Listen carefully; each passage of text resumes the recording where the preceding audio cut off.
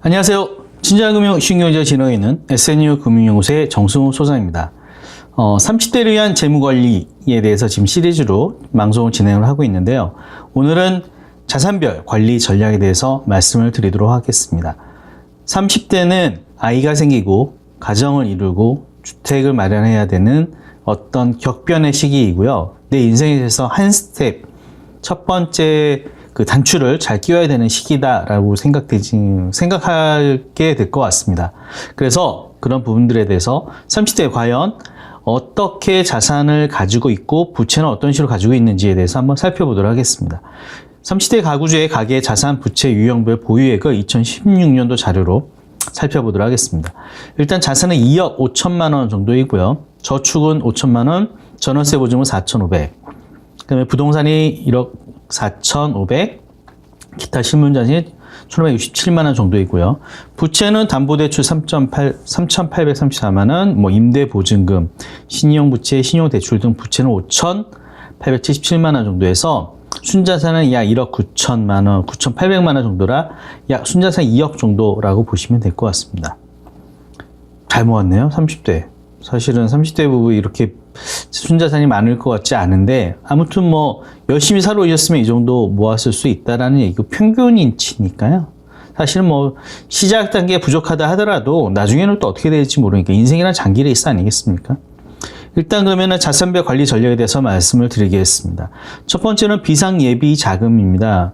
예기치 못하게 생활비가 부족하거나 즉시 지출이 필요하게 될 경우에 대출을 받거나 예적금 내 금융성을 깰 수가 있는데 그것을 버틸 수 있게 하는 것이 바로 비상예비 자금입니다. 그래서 CMA나 MMF 같은 증권사나 아니면은 급하게 이렇게 돌릴 수 있는 상품들을 준비를 많이 하시고요.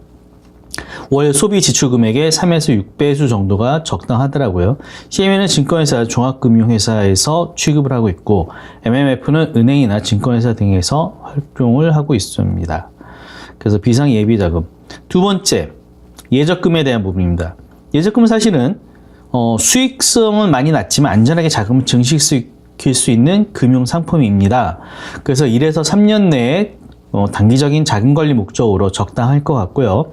예금자 보호 한도 내에서 금리가 가장 높은 예금에 가입하시는 것이 좋겠죠. 예금자 보호는 금융회사 한 곳당 원금과 이자를 합산해서 5천만 원까지 보장을 해드리고 있습니다.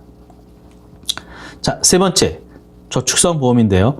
저축성 보험이라는 것은 저축보험, 교육보험, 변액보험 등을 말씀드립니다.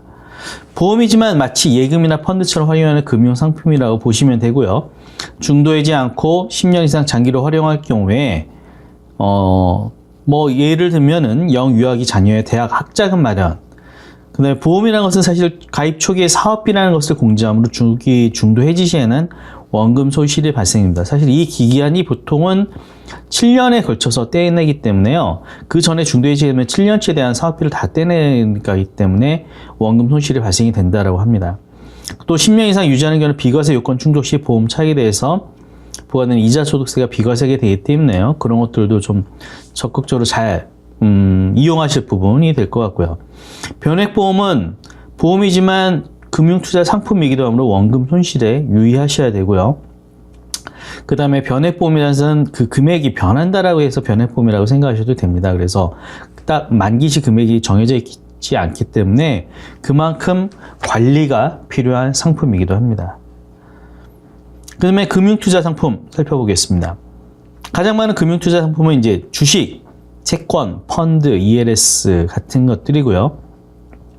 그 다음에 변액보험, ISA 등도 있습니다. 하나하나씩 말씀드려 볼게요. 일단 원금 손실이 있는, 위험이 있는 금융상품이 아까 예금, 적금하고는 좀 다른 개념이고요. 그 다음에 손실 위험 관리가 필요하기 때문에 투자 원칙을 지켜서 하시는 게 중요할 거예요. 일단 장기 투자, 매매 타이밍보다는 시장의 어떤 장기적인 성장 이익을 추구하는 전략으로 가셔서 사실 주식 투자를 하시면은 주식은 모으기만 하고 파는 건 아니다라고 누가 얘기하더라고요. 그 다음에 분산 투자에서 다양한 주식과 채권에 분산 투자하시는 것도 좋을 것 같습니다. 펀드 등. 뭐 그래서 꼭 우리나라의 뭐 주식 상품에 투자하신 게 아니라 글로벌하게 요즘엔 다 취급하실 수 있잖아요. 단지 좀 안 해보셔서 좀 낯설으시지만 미국의 뭐 애플사 주식이라든지 아니면 베트남에 있는 건설회사라든지 뭐 이런 것들 투자하시는 것도 가능하니까요. 펀드 일단은 투자자들의 돈을 모아가지고 잘 알아서 운영해주겠다라는 겁니다. 그래서 주식, 채권들 알아서 투자하는 금융상품인데 펀드 주식을 하시면서 다 이게 분산 투자됐다고 보시면 안 되겠죠. 하나의 우리나라에 다 투자되어 있다면, 성향에 투자되어 있다면은 다 몰빵 투자 같은 거니까요. 그 다음에 ELS, 특정 주식이나 가격이 코스피 200 등 지수에 연동하여 수익률이 결정된 금융 투자 상품입니다. ELS는 장점은 개별 종목에 대한 위험이 없다라는 거고요. 운영에 대한 보수가 적다라는 겁니다. 그래서 사실은 사람이 아무리 사고팔고를 되풀이 해봤댔자 시장에서 있는 요것보다는 못하다라는 것이 뭐 증명된, 장기적으로 증명된 사실이다 보니 이런 것들도 많이 투자를 하시는 것 같고요. 그다음에 ISA 같은 통합관리 계좌인데요. 예적금 펀드, ELS 등 각종 금융상품을 한 곳에 담아 관리해서 종합자산관리 계좌입니다. 편하다고 해서 가입은 많이 하지만 여기 안에서 수수료가 발생될 수 있기 때문에 그런 것들도 한번 관심 있게 한번 살펴보셔야 될 것 같고 관리도 좀 하셔야 될 것 같아요. 자, 그 다음에 전월세 보증금에 대한 부분입니다. 등기부 등본 확인하시는 것도 되게 중요하죠. 저도 사실 이런 거 잘 사거나 매매할 때 잘 살펴보지는 않는데 하게 된다면 꼭 살펴보십시오. 갑구는 소유권과 관련된 사항을 확인하는 부분이고요. 을구에서는 수익에 대한 근저당권 등이 있는지 확인하는 부분입니다. 그래서 뭐 전입신고, 확정일자, 거주를 통한 대항력 확보하기 이런 것들, 경매시 보증금에 대한 우선 변제 등 이런 것들이 지금 많이 중요한 것 같아요. 지금 주택 경기가 좀 안 좋아지고 하락하고 있고 금리도 안 높아 올라가고 있고 그 다음에 뭐 이런 것들이 전세금에 대해서도 사실 보증, 보험 제도 같은 것들이 있기 때문에 이런 것들 활용을 하셔서 내 전세금을 꼭 지킬 수 있도록 하시는 것도 중요하지 않을까라는 생각이 듭니다. 그래서 너무 가격을 줄이기 위해서 부동산 끼지 않고 직접 거래하신다든지 아니면은 잘못된 이런 정보를 하시는 것은 정말 소탐대실일까요? 작은 것을 지키고자 하다가 큰 것을 잃는 것이니까요. 이런 것들은 조심하셔서 보셔야 될 것 같습니다. 오늘은 30대 재무관리에서 자산별 관리 전략에 대해서 살펴봤습니다.